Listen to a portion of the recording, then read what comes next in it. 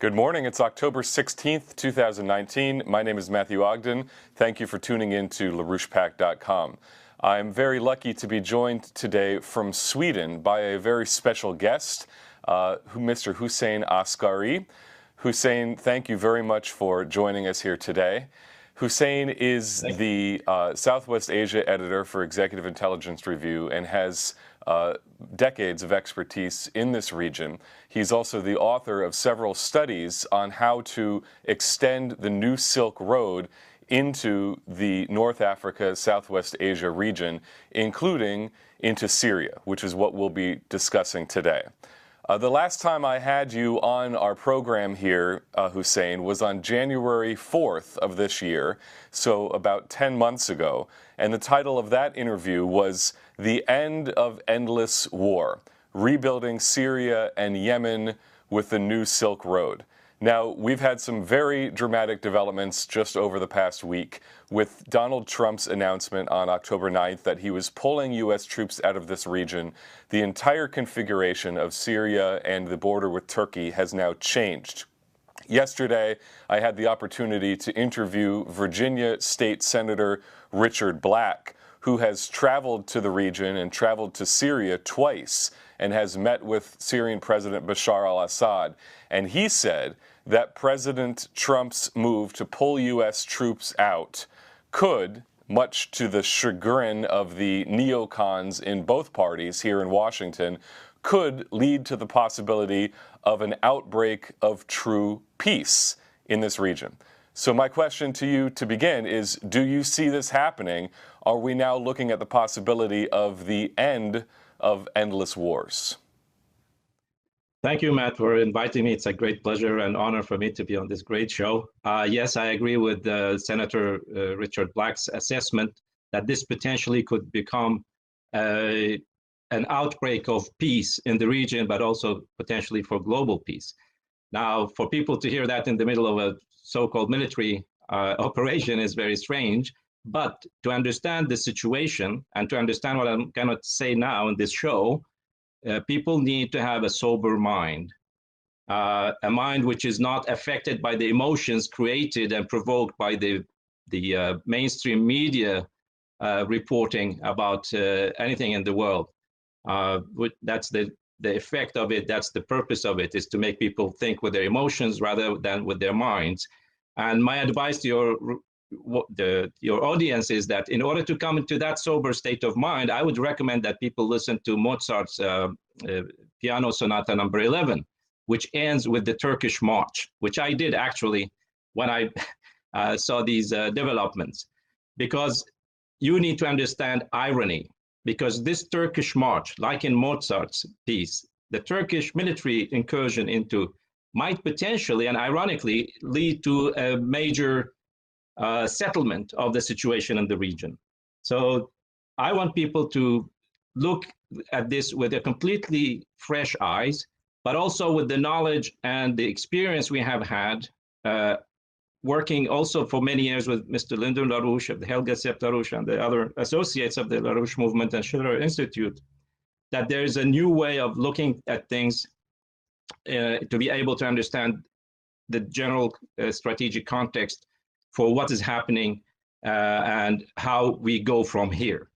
So in that sense, I think President Trump and President of Russia, Vladimir Putin, each from his side, kicked the grand chessboard of geopolitics, the grand chessboard of Zbigniew Brzezinski, of Samuel Huntington, and their British masters, which has dominated world politics for a very long time.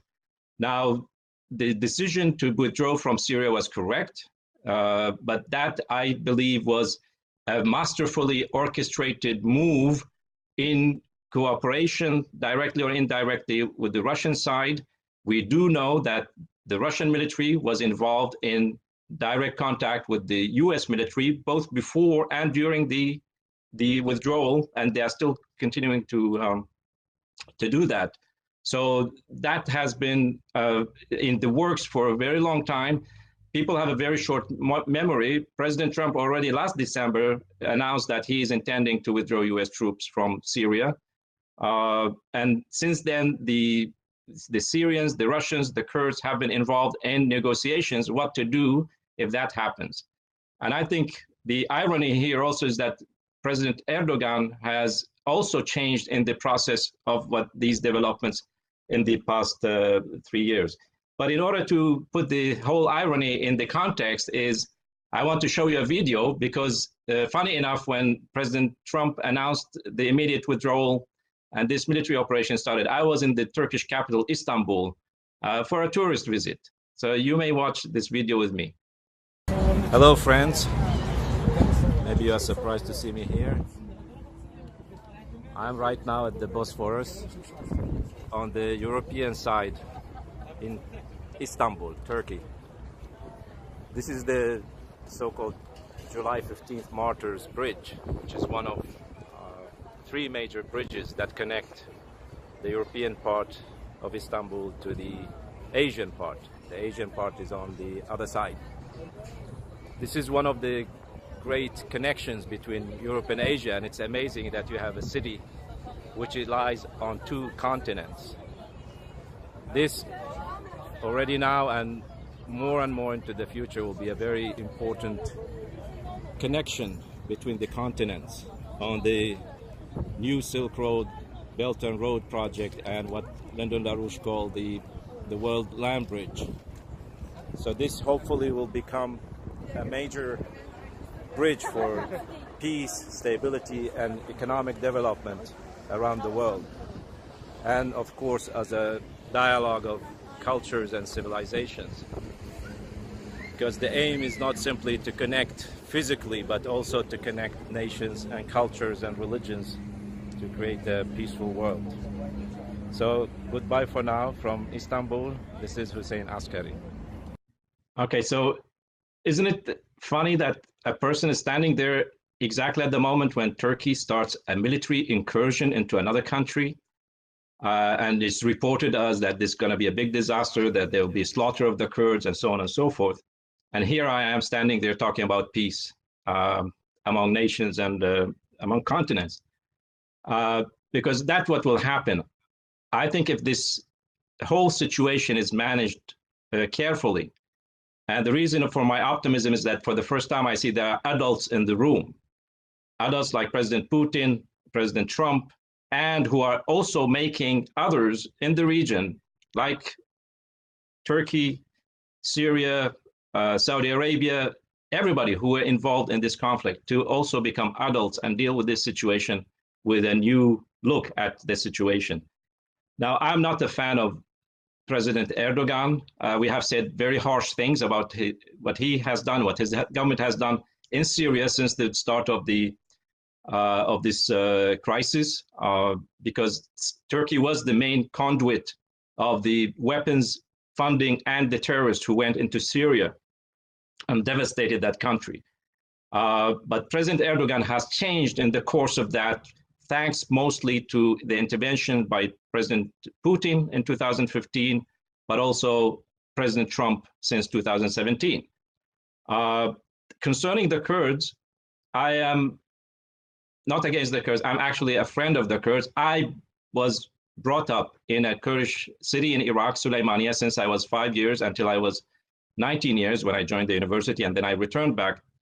One brother and one sister were born in Suleimania among the Kurds and were raised there. So all my brothers and sisters, we are bilingual, Kurdish, Arabic. And the people in this Kurdish city and all the Kurds who know me have deep respect for me and for my family, because they knew that we sympathized with them. But we also shared the suffering with the Kurdish people. I believe the Kurds suffered a lot. They have legitimate aspirations that should be respected and taken care of. The problem is that their leadership, political leadership, historically and until now, have been trading with the Kurdish cause, selling themselves to whoever, regional or international power, who would offer them some support. The problem is that when these temporary allies and friends finish their business, geopolitical business, and no longer need the Kurds, they just abandon them. And the Kurds every time feel abandoned.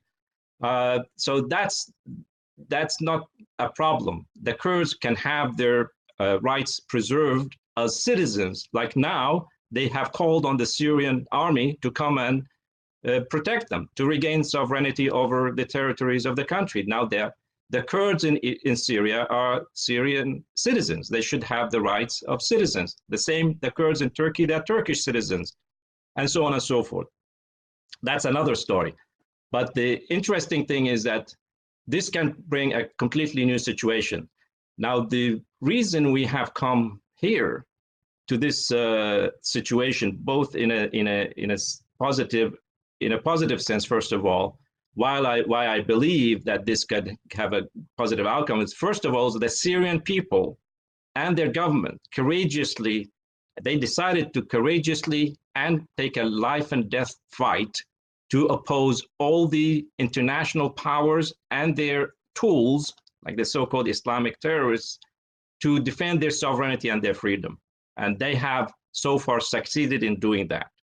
Second, it's thanks to President Vladimir Putin's military intervention into Syria in coordination with the Syrian army and partially with Iran to defend Syria and defeat the terrorists who invaded Syria from outside and the terrorists who were homegrown by pushing from the outside, like by the Obama administration, the British, the French, and their allies like Turkey, Saudi Arabia, the Emirates, Qatar, and so on and so forth. So that's another. The third reason that we have a positive outcome is that since 2017, President Trump has changed the American policy, although many people couldn't see it, but he had a very clear intention to end and also to implement his promises to the American people that he would end the endless, useless wars, which, as he said in the recent press conference on October 9th, cost $8 trillion, thousands of American lives, but also importantly, millions, as he said, of lives in Iraq, Afghanistan, Syria, and all these regions. And that has to end. And that's a correct decision and should be supported.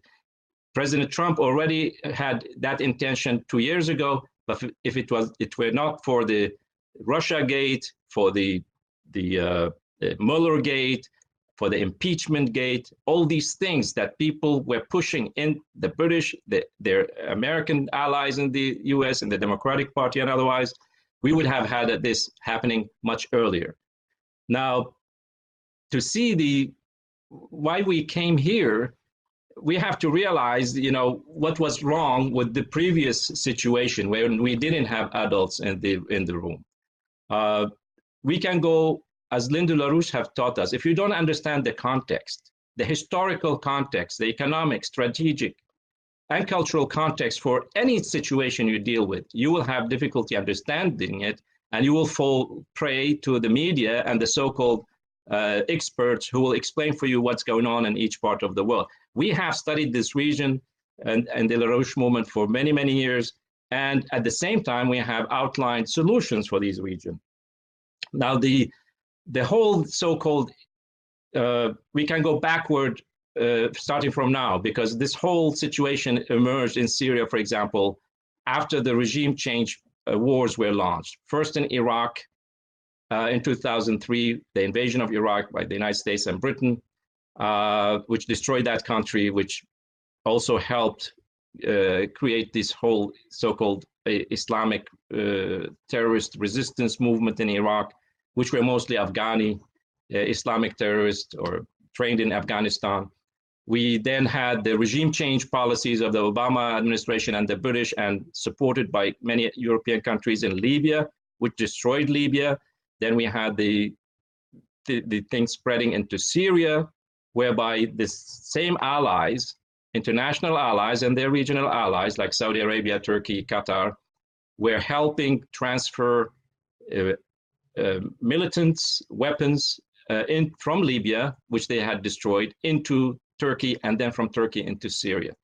The whole so-called Al-Qaeda, Jabhat al-Nusra, ISIS was created within that context. There is no way a group of people in a local area decide that they want to create an Islamic State, an international terrorist organization, without the active support of major intelligence services, economic services. Because if you need to have, even if you decide to become a terrorist group or a resistance group or whatever, you would need, first of all, protection. You would need to be able to move from one country to the other. You would need massive financing. You would need arms. You would need logistics. You would need all kinds of things which you cannot provide, especially when you move from one country to the other. You need intelligence services who will help you move from one place to the other. Now, some of these terrorists, they think they use the CIA and the MI6 and other, but it's these intelligence services who are using them. So that's something which we can also go back to the Afghan wars, when the CIA, the MI6, in collaboration with Saudi Arabia, with other Arab countries, with Pakistani government and Pakistani military intelligence, created this whole Mujahideen movement in the late 1970s and 1980s. So in order to destabilize and defeat the Soviets in Afghanistan, but also to destabilize. So all these things hang together, because the adults in the room wanted to play geopolitics. And it's very strange that now there are people in universities who study geopolitics. Now, geopolitics is for animals, it's not for humans.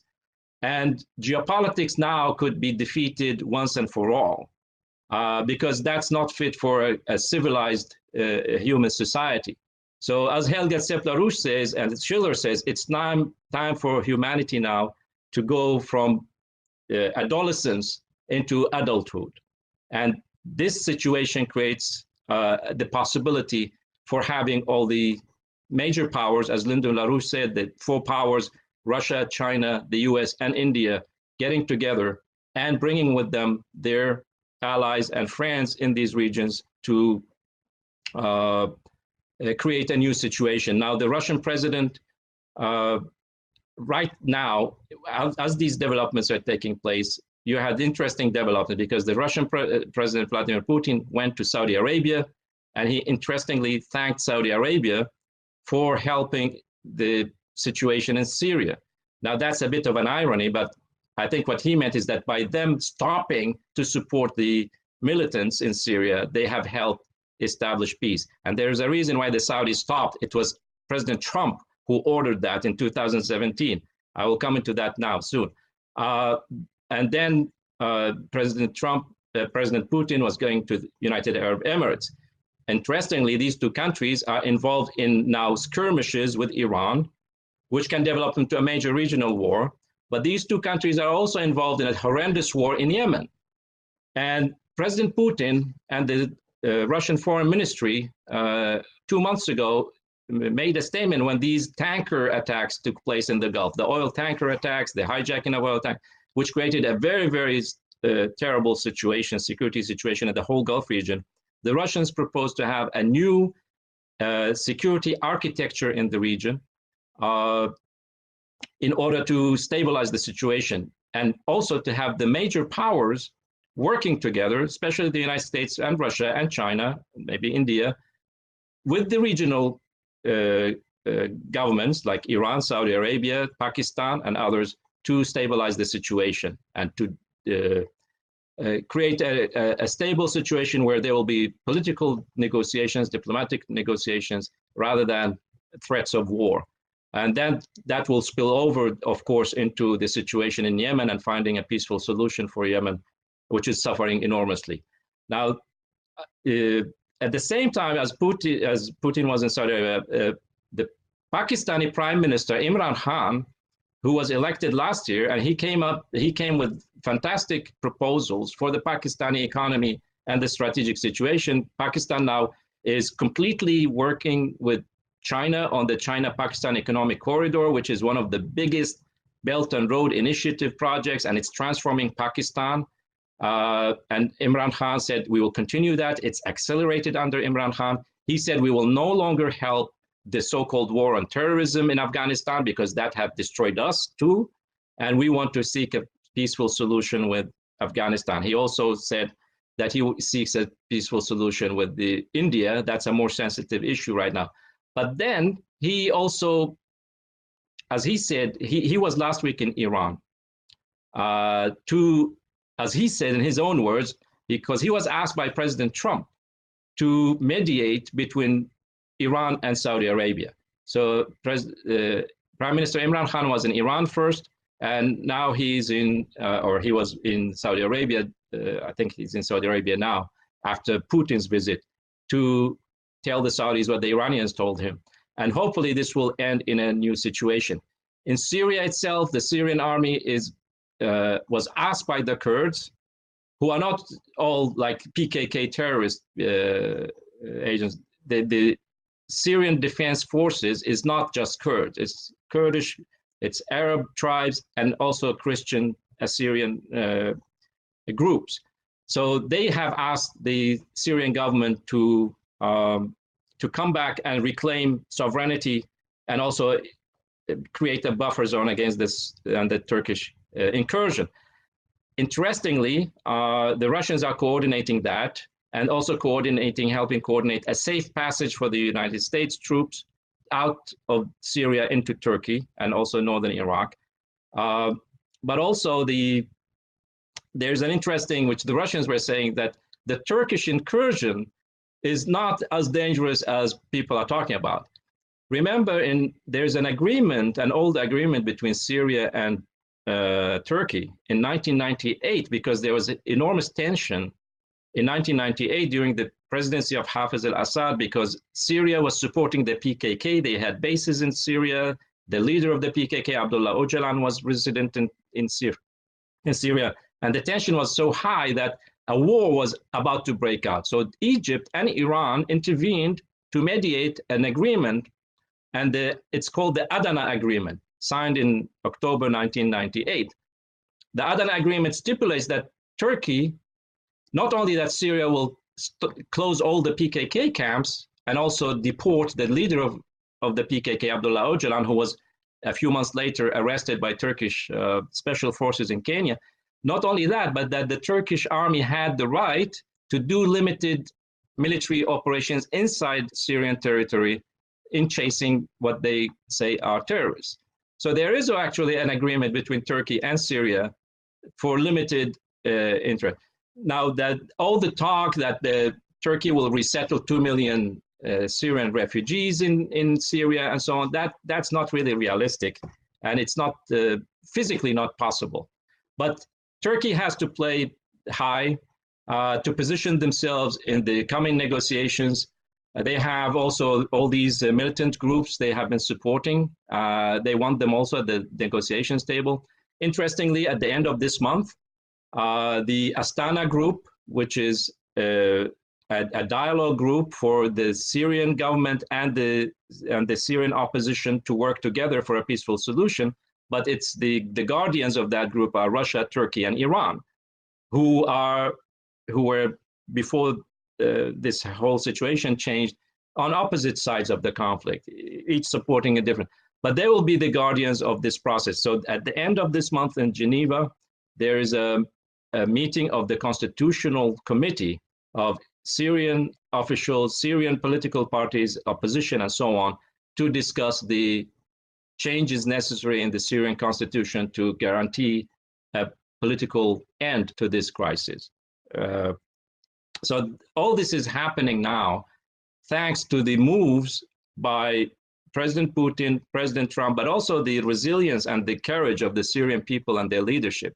So people should not be alarmed by the sound of the cannons and so on. Yes, of course, it's not pleasant.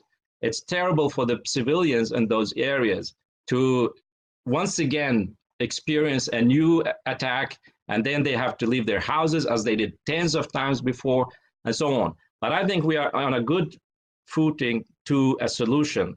And there is a coordination, which Russia is playing a key role into this. And I think the Trump administration, if not blocked, or if there isn't sabotage, they will continue working with Russia and the other actors in the region to stabilize the situation. I don't need to go more into what Trump did to stop the Syrian war, because what he did, remember President Trump's first visit abroad after he was elected was to Saudi Arabia, and people thought this was very strange. But what he did in Saudi Arabia is he brought in all the leaders of the Islamic countries, like 50 countries, presidents and leaders and kings were in Riyadh, except for Iran, of course. And what he said there is that, that this whole, he issued like a indirect threat that this whole Islamic terrorism thing should stop. Financing, arming, and so on, it should stop. Of course, in his speech, he blamed Iran for the terrorism, but everybody in the room, the leaders of the Gulf, and they knew he was talking to them, not to Iran, because Iran has no record of supporting Al-Qaeda or Islamic jihadists and so on and so forth, except for, of course, for Hezbollah and Hamas, who they believe have a legitimate reason. But anyway, Trump gave orders to these countries in 2017 in May, when he was there. Immediately after that, all support to the groups in Syria ceased. Now, Qatar was scapegoat. And if you remember, Matt, we were on a show with you. There's an interesting video, which we had like more than 100,000 viewers. We did an interview, you and I, on what is the story with Qatar, because Qatar was scapegoated to take the blame for supporting the terrorists in Syria, and they are allies with the Muslim Brotherhood government in Turkey, and they continued like this. They're also the supporters of the Muslim Brotherhood in Egypt, but they were defeated there. So I think there is a cleanup operation going on to clean up the whole Islamic jihad era, which started at least since the Afghan war. It goes back with the British before World War I and even after World War I, but it was inherited by the United States. But there's a cleanup operation to end this whole jihadist phenomenon and to bring back nations to their sovereignty. Nations should be sovereign, should be independent, and work together for a peaceful world and for economic development and economic cooperation. So I think this is, we have written in the Executive Intelligence Review and also on our website, we have written extensively on where this whole so-called Islamic terrorist thing comes from, this militancy, right, where the solution lies. Absolutely. So on that subject, I just wanted to say, I remember that interview. That was very, very significant. And your analysis at that time was critical to allowing people to understand what was happening. But it's from the standpoint of understanding why this region has been thrown into chaos for so long. That this is a crossroads of civilization and that it's been targeted geopolitically in order to destabilize any potential for a constructive working relationship between the nations of Europe and Asia and also Africa. This is the crossroads of 3 different continents, and it's where all these different cultures and cultural traditions meet. Now, in 2016, I had the pleasure of working with you to produce a feature video, which was called Project Phoenix, Aleppo, the Eternal City. And this was played at a conference of the Schiller Institute in June of 2016 and has been circulated widely. It was also accompanied by the report that was published by Executive Intelligence Review on extending the New Silk Road into Syria and into this region. So I wanted to say, you had sent me a couple of weeks ago the fact that at the beginning of September, the Syria Times had actually picked up on this video and did a feature article discussing the publication of that video from 2016, the discussions that happened at that conference of the Schiller Institute, and then they went and printed the entire transcript of this video on Project Phoenix. So now that we're talking about the potential for peace breaking out and the fact that Trump has made a very wise decision to pull back and to allow these regional partners to actually enter into a negotiation for a regional solution, in what context can peace actually take place? Now that you have the potential for the end of endless war, how do you create a durable peace? Thank you for reminding me of the video on Aleppo and Syria's reconstruction. I think the fact that the Syrian newspaper published this was a very good sign of what is coming. But remember, when we did that video, Syria was still a devastated country. Aleppo was not liberated, and things look very dark. And this is the way we have learned from Lyndon LaRouche, because you have to look at the past, the present with the eyes of the future. If you don't have a solution, it's worthless to engage in trying to, it's like peace movement. If you have a peace movement who does not have a solution for the peacetime, you want to stop the war, but what are you offering people in peacetime? What are you offering the victims of the terrorism, of the wars?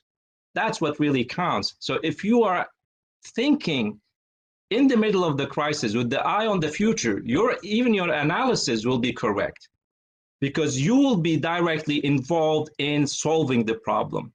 Now, concerning Syria and the Operation Phoenix, which my friend Ulf Sandmark and I put together on behalf of the Schiller Institute, my friend Ulf Sandmark, he took the risk twice to travel to Syria in 2014 and 2016, in the middle of the war, to present the ideas of the Schiller Institute and this whole operation, Operation Phoenix. But it's not rebuilding Syria as such. It's positioning Syria in the new paradigm, which the Schiller Institute has identified, with the new Silk Road emerging, the Belt and Road Initiative being pushed by China, and now working with Russia on it, and with African nations. And these, so to position Syria in that context, that was our concept. This goes back actually to, if we look at the image I sent you, the number 1 on the Oasis plan, Mr. Lyndon LaRouche already, and more emphatically after the Oslo Agreement was signed in 1993, he said there will be no real peace. Peace would be fragile unless you start by putting the shoves on the ground. You have to start building things. You have to improve the living conditions of the people of Palestine, in Israel, Jordan, Syria, Lebanon. Lebanon has been devastated by these wars, and Egypt. This is the immediate vicinity of the Palestine-Israel. If you don't start with economic development, peace will be vulnerable. And as he said, people like Sharon and his counterparts on the other side will be like vultures waiting to attack and kill the peace process. And that's what has happened. We still have a government in Israel which is not for peace, and they should be like Erdogan was told that now you behave. We need a new government in Israel who can behave as an independent nation which can work with its neighbors, but stop waging wars and bombing your neighbors. So that is the origin of the idea, which Lyndon LaRouche already proposed at the time of the Oslo. As the new Silk Road strategy developed, and we have the second image on the Syria reconstruction. Now you can see Syria is positioned fantastically between 3 continents, but also 5 seas, and itself is on the Mediterranean, but it can connect all these nations and benefit from the connection between Asia, Africa, the Arabian Peninsula, Turkey, Europe, the Caucasus, into Russia, and so on and so forth. So it's in that context you can look at the reconstruction of Syria. One important thing for Syria now is, as your guest, Senator Richard Black, said, first of all, you have to lift the sanctions and the blockade on Syria. You cannot claim you want to rebuild and give the Kurds and the people oppressed by Assad a decent living unless you lift the sanctions, because how can you otherwise build the country? Syria is not allowed to trade with the world. They are not allowed to import material and machinery to build their country. So if you lift these sanctions, then the Chinese have made it clear, the Russians made it clear, they would immediately come in and work to rebuild the infrastructure, the housing projects, and to rehabilitate the water management system. Syria was a fantastic agricultural country. It had almost no, it was self-sufficient. It was exporting grain to other countries. I saw that myself in Sudan. They were exporting grain to Sudan before, and even to Iraq. So in that context, you have to look at the bigger picture and situate Syria into that picture. Now, in the whole, President Xi Jinping of China was in the region in 2016. He visited Iran, Egypt, and Saudi Arabia, and he offered to include these countries and the whole region into the Belt and Road Initiative. And later, an infrastructure fund for $20 billion was created to finance projects in the countries immediately affected by the war: Syria, Lebanon, Yemen, Iraq. And also these countries are now all have joined the Belt and Road Initiative. So this opens a fantastic opportunity for Europe and the United States to work with China and Russia to rebuild this region. Iraq is a country which was destroyed by the United States and Britain. The United States still have enormous influence there. It's a neighbor of Syria. The stability of Syria also is part of the stability in Iraq. We have massive deficit in infrastructure, electricity, water, but also we have the desertification problem. And this is something I and the Schiller Institute have passionately worked to try to solve. Now, in this image, we have what is called the Iraqi green belt to protect the Iraqi cities from sand and dust storms, but also to create agricultural land to produce food for the population. This will also affect the climate and the environment for the Iraqi people. This can employ hundreds of thousands of young people who are now out demonstrating because it has not provided them with the services necessary. So this can be one part of the solution in addition to the extension of the Belt and Road, because China considers this as part of the Belt and Road to fight desertification, to improve the environment. Now, I personally, like my colleagues in the Schiller Institute in Africa, were involved in facilitating the Chinese, Italian, African cooperation to build the Transaqua project and other projects. I myself have been involved in directly to implement this project. I went to China last year and met with the company which has greened the deserts in the Inner Mongolia of China. They have been working for 30 years in China to green the deserts. They have won 2 United Nations Champions of Earth awards. So they are very reliable, they are very big, and they are supported even by the government to do their projects. Now, I went to Iraq in December last year with the scientific advisor of the company, and we actually were invited when I told contacts in the Iraqi government that we do have this agreement, my own company, I have a small company, and the Chinese company to come and work on this project in Iraq.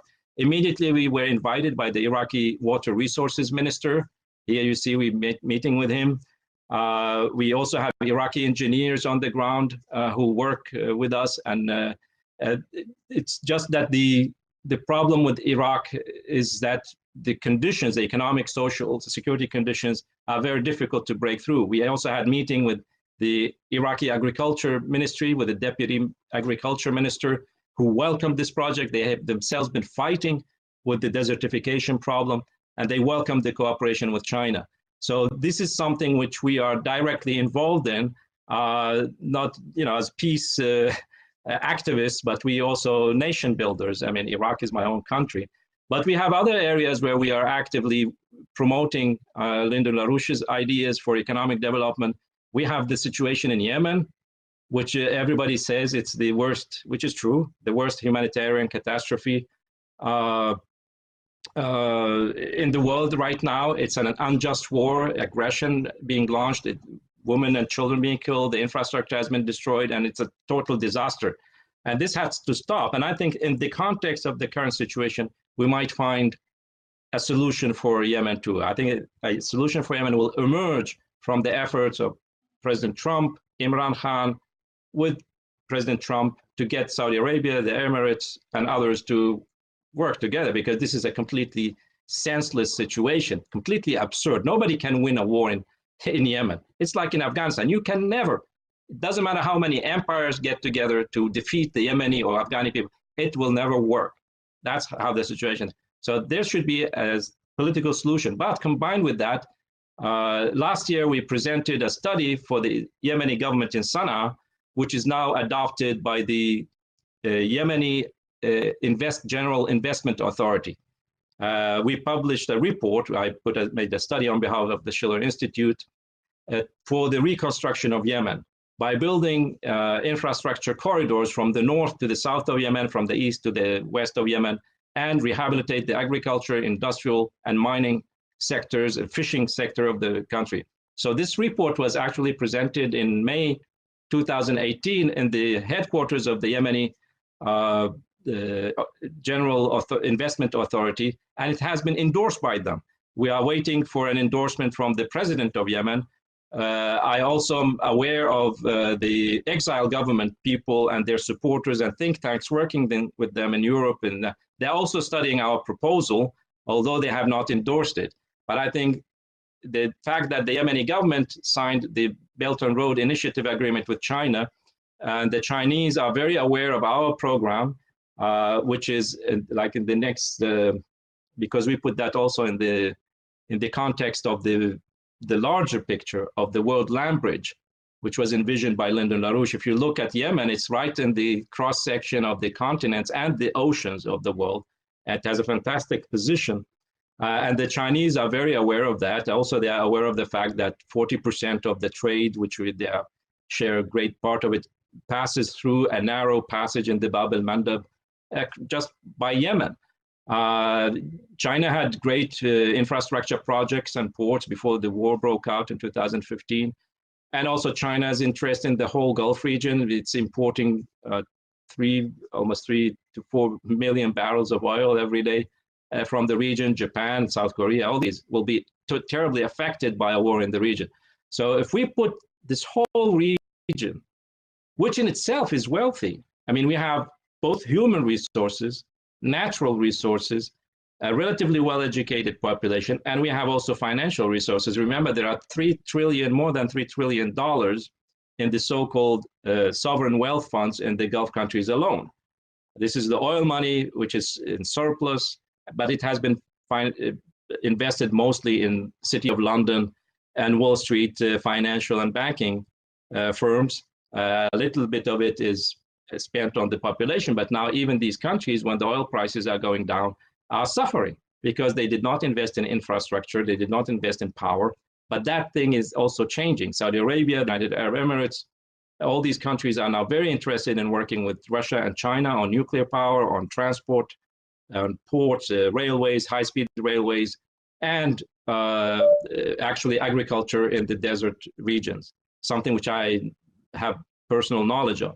So this whole thing is changing, this whole situation. And it's, you know, if you are not optimistic now, you will be paralyzed and you will miss this chance. We will miss this chance to revolutionize international relations and throw the whole British geopolitics in the dustbin.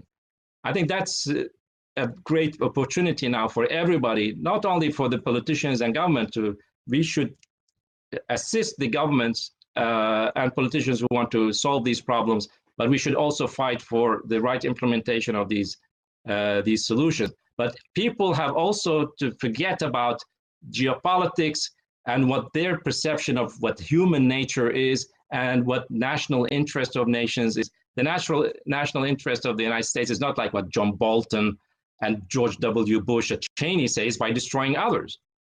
You are undermining your national interest by destroying others. And President Trump understands that.